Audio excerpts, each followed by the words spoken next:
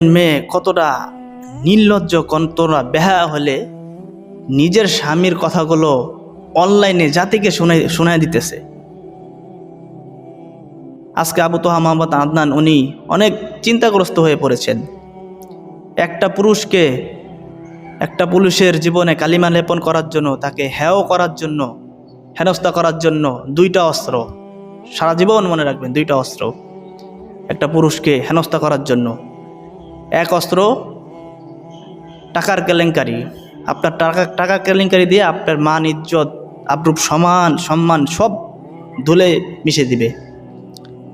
2 নম্বর হলো নারী কেলেঙ্কারি দিয়ে একটা পুরুষের ইজ্জত, সম্মান, আব্রুপ সব ধুলে মিশে দিবে। আজকে ওস্তাদ আবু তোহা মোহাম্মদ আদনানের মান সম্মান সব ডুবিয়ে দিচ্ছে। 2021 সালে ফ্যাসিস্ট সরকার, হাসিনা সরকার মাওলানা মামুনুল হকের বিরুদ্ধে যেভাবে উঠে পড়ে লেগেছিলেন, তার বিরুদ্ধে মামলা দেওয়া হয়েছে।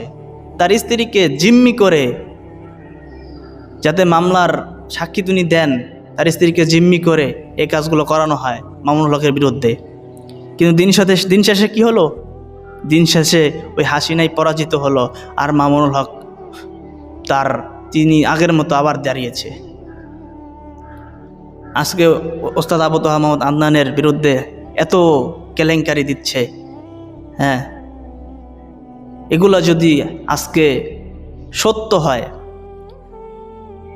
আজকে জাতি সাক্ষী হয়ে গেতেছে, পুরা সোশ্যাল মিডিয়া দেখতেছে, এগুলো যদি আজকে সত্যি হয়, তাহলে ইনশাল্লাহ আবু তোহা মোহাম্মদ আদনানের পুরা জাতির কাছে জবাব দিতে হবে।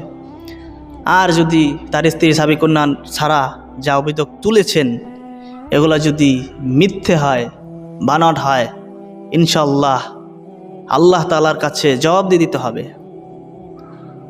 পুরা দুনিয়া সাক্ষী হয়ে যাচ্ছে, পুরা দুনিয়ার মানুষের সামনে আল্লাহর কাছে জবাব দিতে হবে। এটা মনে রাখতে হবে। আবু তোহা মোহাম্মদ আদনান উনি বলতেছেন, ওয়াল্লাহি, আল্লাহর কসম,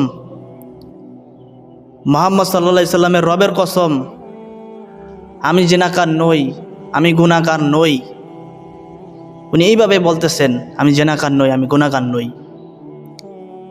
আজকে আবু তোহা মোহাম্মদ আদনানকে হাজারো যুবক ছেলেরা তাকে ভালোবাসেন, তার কথা শুনে নামাজ ধরেছেন, রোজা রেখেছেন, বহুত হারাম সম্পর্ক মেয়েদের সাথে ছিল, তার কথা শুনে হারাম সম্পর্ক আজ থেকে ছেড়ে দিয়েছেন, ইসলাম পরিপূর্ণ মেনেছেন। এই দিনের ক্ষেত্রে তার অনেক